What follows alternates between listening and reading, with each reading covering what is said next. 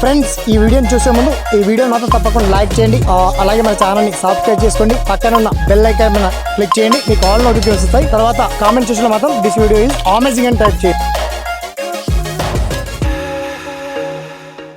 నా పేరు శ్రీనివాస్, మీరు చూస్తున్నారు ఎస్పీఎన్ ఎడ్యుకేషన్ యూట్యూబ్ ఛానల్. మొత్తానికి ఆంధ్రప్రదేశ్ రాష్ట్రంలో ఏపీలో టెట్ టీచర్ ఎలిజిబిలిటీ టెస్ట్ గురించి నోటిఫికేషన్ కమింగ్ సూన్ లో ఉంది.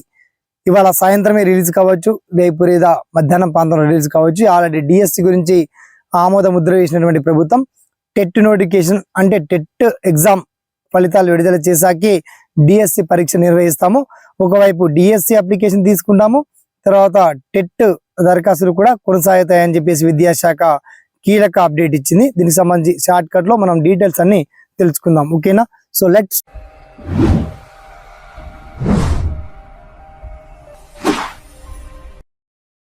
ఏపీ సర్కార్లో మొత్తానికి టెట్ ఎగ్జామ్ కోసం టీచర్ ఉద్యోగాలు లక్ష్యంగా ఎదుర్కొన్నటువంటి నిరుద్యోగులకు టీచర్ ఎలిజిబిలిటీ టెస్ట్ లో క్వాలిఫై అయితేనే నెక్స్ట్ డిఎస్సిలో అర్హత ఉంటుంది. కాబట్టి టెట్ నోటిఫికేషన్ కూడా ఈ సాయంత్రం లేదా రేపు సాయంత్రం కల్లా రిలీజ్ అవ్వబోతుంది. ఇందులో ఎటువంటి అభ్యంతరమే లేదు.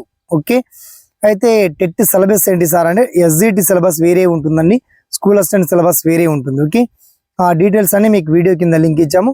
ఇక టెట్ అంశానికి వస్తే జనరల్ అభ్యర్థులకు 90 మార్క్స్ రావాలి. తర్వాత 150 మార్క్స్ కి ఎగ్జామ్ ఉంటుంది కదా. బీసీ అండ్ జనరల్ అభ్యర్థులకు రిజర్వేషన్ వారిగా బీసీ వాళ్ళకి చూస్తే 75 మార్క్స్ రావాలి. తర్వాత ఎస్సీ ఎస్టీ రిజర్వేషన్ అభ్యర్థులకు అయితే ఒక 60 మార్క్స్ రావాలి. అయితేనే మీరు టెట్ లో క్వాలిఫై అవుతారండి. ఇందులో క్వాలిఫైని బట్టి 7 మార్క్స్ వస్తే ఒక 1 మార్క్ యాడ్ అవుతుంది. అంటే మొత్తానికి 20% వెయిటేజ్ డిఎస్సి లో కలుపుతారు. అయితే టెట్ సిలబస్ తో పాటు DSC syllabus, previous paper, model paper, exam paper details అన్ని కూడా చాలా క్లియర్ అండ్ వెల్కట్ గా ఇది చాలా అద్భుతమైనటువంటి అంశం. మొత్తానికి డీటెయిల్స్ అన్ని వీడియో కింద లింక్ ఇచ్చాను.